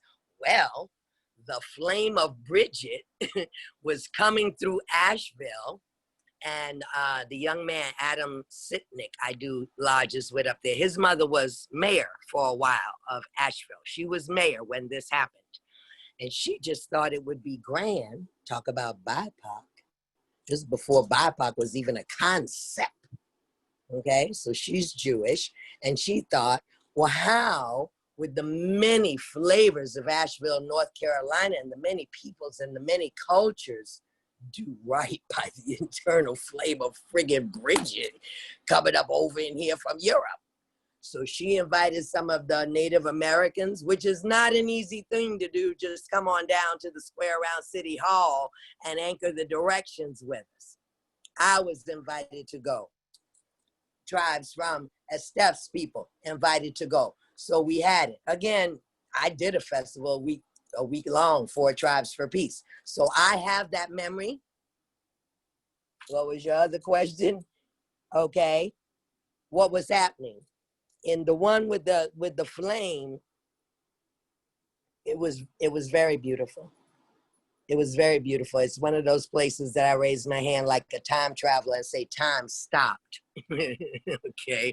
As I can still remember, he was a giant, like kind of when I went to South Dakota and all of the Native American men to me looked 7 feet tall. He was a giant. And when he spoke to Concashala, God dang it, you was about right up on the eagle and stuff. And so every time one of the corners of our peoples of the earth spoke, one no agenda, one no script, had nobody come in and rehearse, and therefore I knew what was happening was your question, what spirit was speaking through all of the people who had no harm. Their humanity was out front. Humanity was out front. Can I be a human to your human, like them crazy cops up there in Buffalo that pushed the old elder down, his head crack open on the sidewalk? What kind of thing? This one? Our humanity. That's what was being talked about. I hope y'all don't think I lost my way. Every time you heard Steph speak, she was telling you the places inside of herself, her soul, that felt seen for one thing, and possibilities that she hadn't even yet considered her own self. And because Trevanna set a certain tone and made certain prayers and has certain altars, and so when she does hold her staff meetings or she is anywhere present in that, she ain't just talking that to Steph or the people of color, she talking it just like you heard her say. The white people help the white people do their work. I watch them. I listen to their conversation. I'm watching them help each other. Because no one intentionally would want to speak out of turn and hurt Steph's feelings or any other person of color's feelings. And if you made an invitation for us to come in and be a part of the Nature Connection movement, geez, we don't want to be hurt. We don't want to have to go home and go, I think I'll take a shower. That feels fucking weird. No, we don't want to do that. We don't want to do that. So I bring that humanity piece up because in your work and in this time, in this season, and the reason we said Steve Judd, he said because by July, mid-July, however the Earth Mama have her disaster, that we'll forget what we were even talking about from the beginning of the year till now. What could do that, ladies and gentlemen? Okay. When he said it, I was like, whoops, let me stop and hit rewind. If a British astrologer who never speaks gloom and doom, he is the most optimistic person I know. At the beginning of the tape tells you this is going to be a little longer than usual. Go ahead and get your tea or coffee and sit down with me for a while. And then tells you that he is about to tell you that we have not seen the worst in 2020 yet. And I'm not saying that as scare or fear. I'm saying it's going to do, you're wondering, is the obstacle too big? How I got to laying my body over. And then y'all do play that when I leave. I'll tell my children, Bridge Over Troubled Water by Aretha Franklin. Because I spent the whole weekend with lighthouses all over the country asking that same question. How are we going to meet those people who are opposing us so violently? Just so violently on the other side of the bridge. And what helps us make up our mind to start walking toward the middle of the bridge to at least meet them halfway? Even though we don't believe nothing they say, we do not agree, we're trying to figure it out. But we have a willingness, a pure one, an authentic one, not that we put on the mask of, but a pure and authentic one that will walk us out in the middle of our bridge building and our peacemaking. I love that piece that you gave right there, man. I'm gonna make that a bumper sticker, Trevanna. What was it? It was where the organization I wanted, yes, train the organization to receive the BIPOC leadership. Turn them canisters all the way around on the table, because that's the real deal right there. Says it in Malidoma Some's book, The Healing Wisdom of Africa, says the same thing. To say, if you think that by mentoring you're teaching or, you know, imbuing your wisdom to the little one, you be crazy. You only got a key in your pocket that allows you to walk along that little one and hope you learn something along the way. And it's that way with, particularly, that's what you know, particularly with children of Africa, stolen over here. Yeah, that's big work. And not, again, not that I want to rub it in your face, but if you watch any of what Reverend Al Sharpton has been talking about, including his words just this past weekend in Tulsa, then you will have jumped, you will have been able to peep into the minds of what people of color are not saying to you when they come and test you out or kind of look around, say, well, do I think this could work out for me? Reverend Al said, what kind of people will put up statues to people that was traitors to the country? There's that. All who had slaves, who upheld the oppression, who dominated, and we're into this, let's have control over, this is our property. I heard something go by of one man, I don't even know who that was, but it was related to a statue. I'm glad I never heard it till right now, 64 years old, that he didn't think Black people had the same veins in their body as white people. I just want to, yeah. So you may wonder where I'm going with that, but I just do think that when we get cracked open, and if we have to hold one another, because there's already been deals, if it is Yellowstone, on where all those people are going to go. And I guess because I had 2 daughters through Katrina, I do know what it looks like when big swarms of people move to Atlanta and move to Houston. So we don't know what's coming to Maine or Vermont or out there on the Cape. You don't know what your influx might be. Suddenly have. That's why the old people would tell you, be careful what you ask for. I'm glad we're doing this webinar and podcast, but I'm looking at the timing of it. Right past that eclipse, right in this new beginning, this shift. And I'm saying, well, dog, I'm glad I came to talk to them today. And if by the next time I talk to them, the end of July or on August, and they tell me, well, I had to take in so many families, we didn't know what else to do, so and so. And I'll say, well, ain't you glad we had that conversation? Where the best thing to remember is to go slow and beg pardon a lot. And my grandmother would tell me, if you don't have nothing good to say, don't say nothing at all. Because we're tripping and falling right now through finding this common language, this common love, this common place in the heart. And these things are forcing us to do it.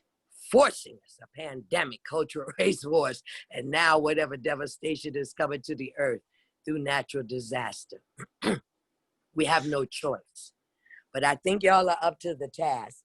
And again, I began with it, I'll say it at the end. If you haven't looked deep enough into what Trevanna has done, how she conducts herself and things just like that. It may sound like just a staff check-in call to you, but it says somebody cares about what you're doing. I've been in art and mentoring maybe 6-7 years. I bet if you ask anybody, what does Sangoma do? They wouldn't even tell you. They wouldn't even be able to tell you my website. But they love themselves some Sangoma, innit? And I let them stay out there in the Sangoma show. Go ahead, do it. Work. Anybody that anybody asks me of, I can see how it's twisted. This is what I say when I say Black people got trained in your school system. You did not get trained in ours. So I automatically feel that I would not want to talk ignorantly about Sassafras or Wildwood or any of you, because it would be a disservice to you. That's the way I hold my relationship and my friendship with you. But I'm sorry to say I haven't seen in these 35 years plus with the nature connection, where they can speak so intelligently about what it is that the kindred of Sangoma actually does. What communities does she serve? What does she do? And it's not me, it's a kindred. So forget the person you see here on the machine world. We're not even talking about that, because in and of myself, very unimportant. The work that's being done will follow us. The work that Trevanna doing will follow her. The work that you all are trying to do will follow you. But you have to tend it. I say again, you cannot start a fire. It just isn't wise to build your fire. And they'll walk off and let it go out. How crazy is that? It's going to take some deep tending. I don't know where we are in the time, Trevanna. Am I out? Is Miriam looking for me now at 5 o'clock, or do we have time for questions? It's 4:40, Iya Sangoma. Oh, awesome. They stopped me right where I wanted to hear people's come back in case there was something burning on the heart. And they said, well, I don't know who to ask. I'll ask Sangoma. We got any of that out there? You got some right here, Sangoma.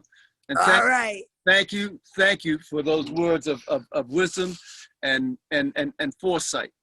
And I just have to say that on the last note, what you're saying about, you know, these kids going to school and whatnot, man, that's the beginning of the programming. So and just like you, me being a native, I first of all I was taught by a native teacher, so that was cool for the first 4 years. But after that, I got down in the system, and man, it was awful. It was just, and I wasn't having it.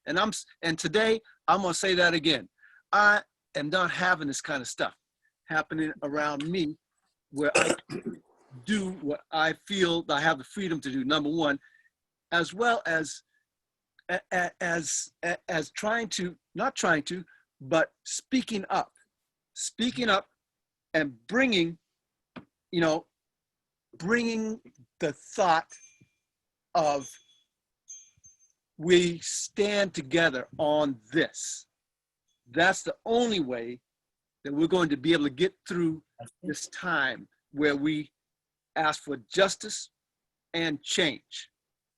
It is especially important for the Black, Indigenous, and people of color to stand together at this time. Number one, because as well as the white people, but we see up until this very moment, and where the eyes are being opened right now, we see things differently, and how the truth is in all settings, where we're in the cities, when we're out in nature.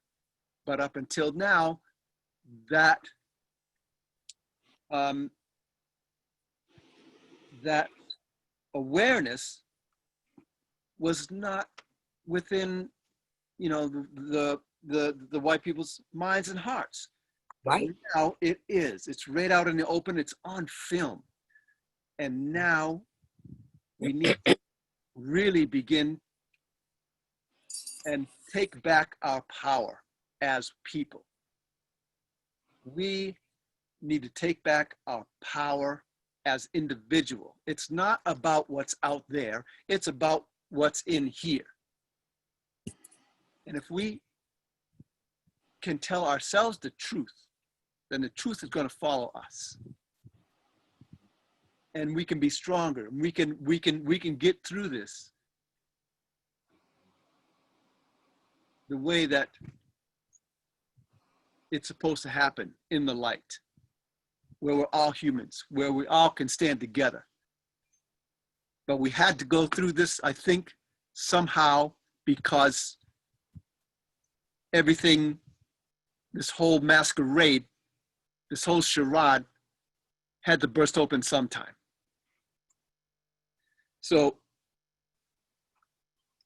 I'm hoping that, my hope is that we can stand together as people, the Blacks, the Indigenous, the people of color, the white people, and rise up in our power and say that we aren't having it, and things are going to change from this moment on.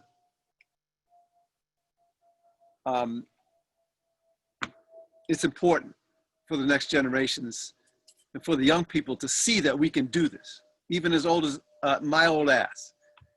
It's important for them to see that I'm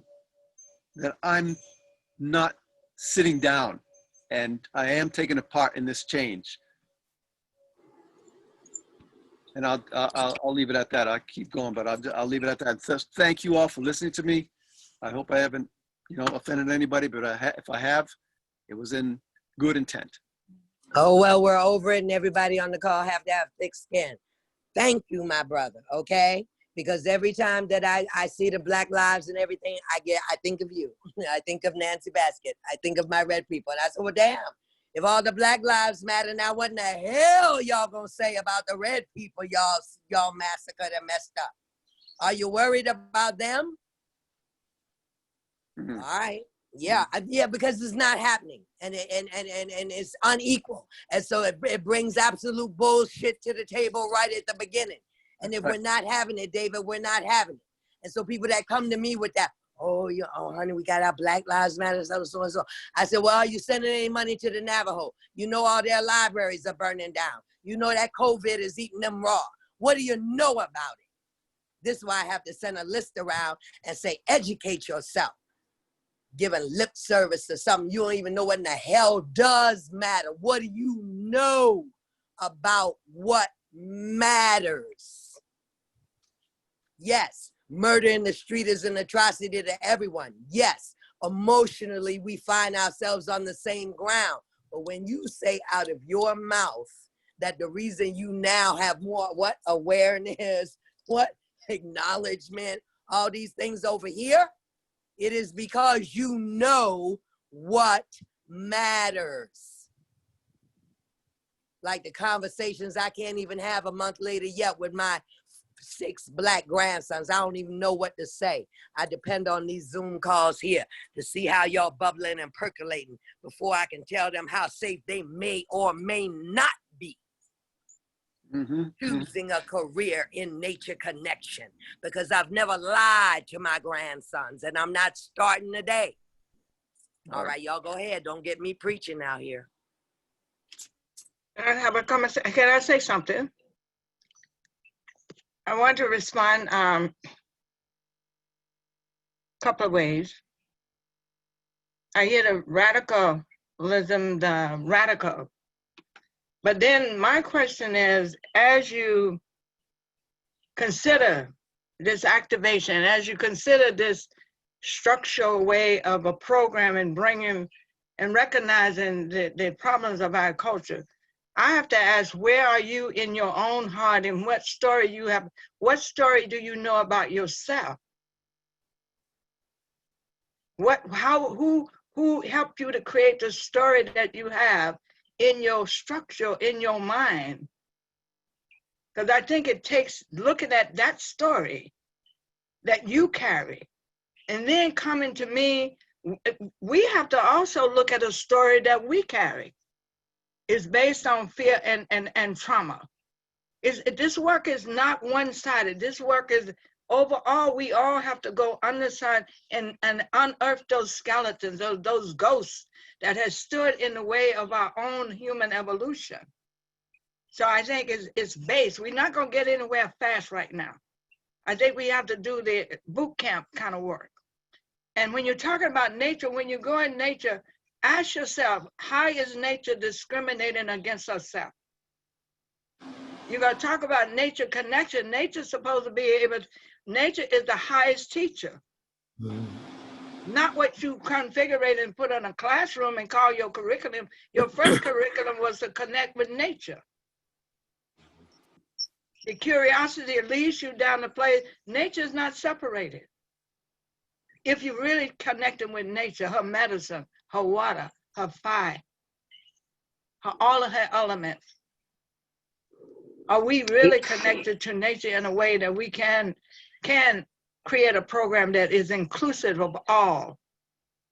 Two-legged, four-legged, creepy, crawly one. How am I in relationship with the smallest of creation? So if I can't be in relationship with the smallest of creation, can I be in a relationship with the other, the bigger creation? my brother, my relative. Not just your black, but he's your relative. He's not a separate. Because if I understand the ancient way of looking at things, they said we have had 7 races, and they wasn't talking about individual races. We are now walking in the 7th race. What is the 7th race? Because it's supposed to help us to dismantle this color line that we use to gauge and separate ourselves on. So I'm just putting that out there from another level, a way I'm seeing the world. I just happen to be on a different plane. I'm the old grandmother. I'm like the elephant standing at the line, or either the lion who stands at the end has no teeth, but I can roll. But I roll from another place to get you to see. Because you can do all the talk, but I want you to see what's under there, see the layers that you have to peel. Go in your heart and ask yourself, what do I need to forgive so I can see? You didn't miss, you didn't miss the story about me and my husband, right? Because that's right up in there. Yeah, no, that's right up in there. I had to face his fears. He had to face his fears. That's it. And I was already at the point, I know myself. I already know that. I told you that and I'll say it again. I'm not wired like that where I'm going to watch anything. It's amazing I can do sacrifices as a Yoruba priest. Because I'm not one to watch something like that. You know, you just going to snuff the life out of a person. But that was the first thing that I said when all this started taking off. I checked my own story. I got right in here personal and said, I can't have no more triggers. I have to watch my triggers because if I go into Walmart or something like that and somebody says something really off the cuff, I lose it. And so I dismantled. I went in and did my work, and putting the mask on and having to do all the thieves oil and all the things you had to do in the pandemic helped me to go inside myself so that no one else could jump my trigger while I was out in public. And so I say to you again, thank you, Ekusoro. I salute what you speak, because if nobody got anything, maybe you needed to reiterate that what is being said here is the reason that we are a little hesitant. And yes, we can't go forward in a fast way is because white people is just getting the true story. Lots of them was going along in la-di-da where everything was good. We had a black president. We all doing pretty good. And they done pulled the scab off of that. We got night riders down here and Ku Klux Klan hoods coming out. You just got the Black Prince. He was supposed to raise the veil. So now we know what we're looking at. Well, exactly. Exactly. He didn't raise no veil.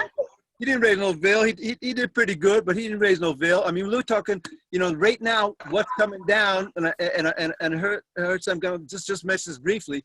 What's going down is what in history we'll all remember is that the ultra high elite people that are actually ruling and you know have some kind of like they have control over the media and all how everybody's getting fed all this information. Between that, vaccinations, the mask, the race wars that were mentioned that may be coming up, the artificial intelligence, then and who's pulling all the strings that are organizing this, that are a part of both sides. I mean, let me clarify what I say. And when I say veil, when you raise a veil in the old Christian text or Revelation, they talk about the apocalyptic and everybody's watching it. So what does that mean? It means a lifting of the veil so you can see what's going on. All I'm saying, the dark prince, if he had not been there, we would not be having this conversation. So what he did, he lifted the veil. If we had told you that there was still the night riders in the South and killing our people, you would not be having this conversation. We would not be having this conversation. I may be totally wrong, but he lifted the veil. He put it at a way where he gave permission. That's raising of the veil so you can see what's really happening. Because we've been saying it all the time. That's right. That's all I'm saying. Raising the veil so we can see, so we can be real. Yep. And looking at what we need to change. Are we gonna change? Are we gonna use the same structure? Because we have to go to the Constitution and look at the fact, if you look closely, Black people was never free. Go to the 13th Amendment and look. That's right. Never free. Lincoln said, if I could free some and please the North, I would. If I could not free any and please the North, I would. But it looks like I have to pretend, I have to make an effort to liberate them all. But he didn't liberate, because we have another plan. We gonna put them in certitude. We gonna put them in a mental slave box. Go back and look at the history. We was never freed in that sense. So the Constitution itself may need to be rewritten when we can get it right. There. That's all I'm saying. Look. We know who's behind the scene pulling the string. And if we don't, we better make ourselves clear about who's there and why they doing it. It's not in the best interest of all. Trust me. Sangoma, do you want to say final words here since you have to go? Just I was saying to everyone, let's stay connected in each other's hearts, you know, and that says volumes. That says if whatever the earth got to do takes our machine reality away from us, well, we'll know we'll be thinking about each other. And if not, we hope that we come back around. And I hope that we've come here as an open book, and that you know, however you have to do it. Go through Nature Connection Network or Trevanna or whoever and say, well, I want to stay in touch and get her list and make sure that I don't be my slip hanging when I try to open my mouth talking about BIPOC spaces.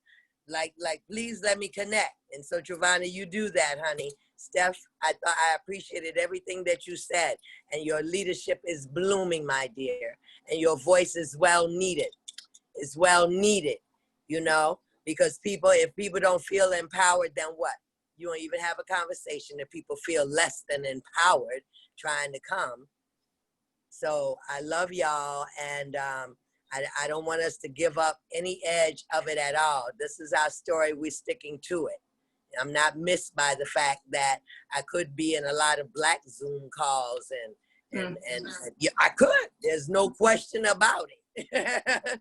The resurgence of the Black Panthers and a zillion of them. And I am not missed on the fact that the majority of participants in all, how is that possible? 8 to 10 Zoom calls a week, and the majority of participants are Europeans. And yet I am an indigenous Cherokee and an African, no problem.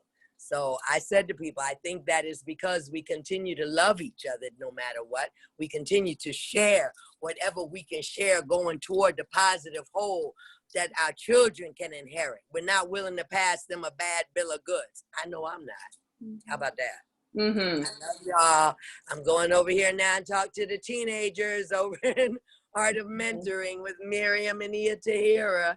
So we love you. We love you. We'll talk to you later. We'll give you a call later.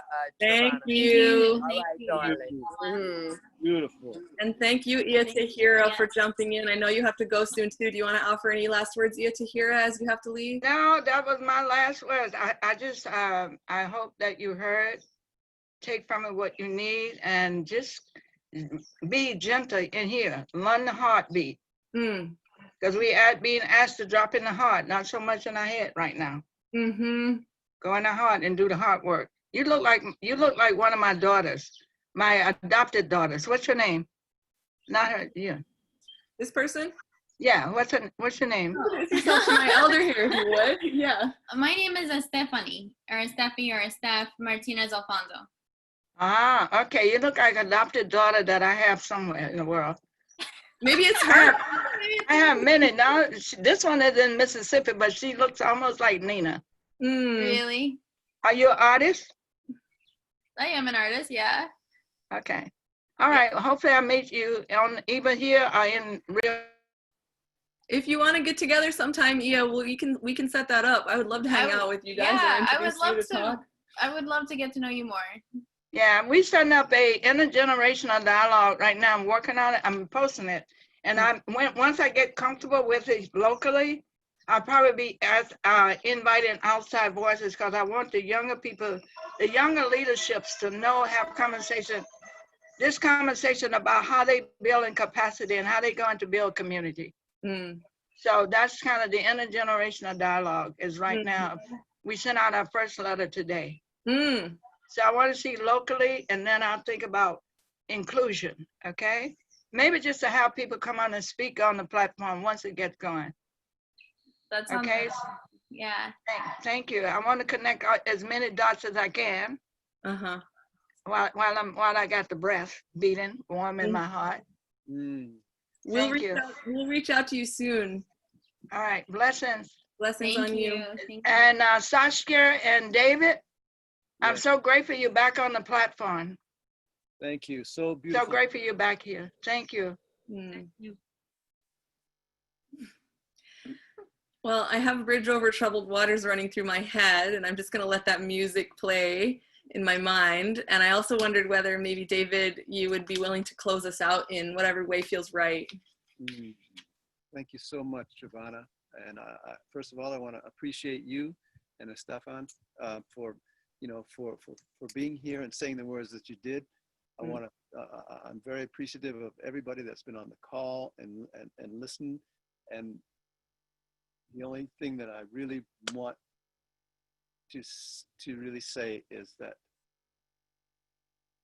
the truth is all in here. It's not out here. And once we start understanding that and start portraying that and start saying that in every situation, then magic happens. Everything's going to happen from the inside out from now on. So I just would invite everybody to think about that and to ask them what their own truth is and focus on that. And let's get together again and have a party and do this again. Yeah. Thank you so much. Do y'all want to unmute and just say a thank you and a goodbye and have a cacophony for a minute here? Thank you.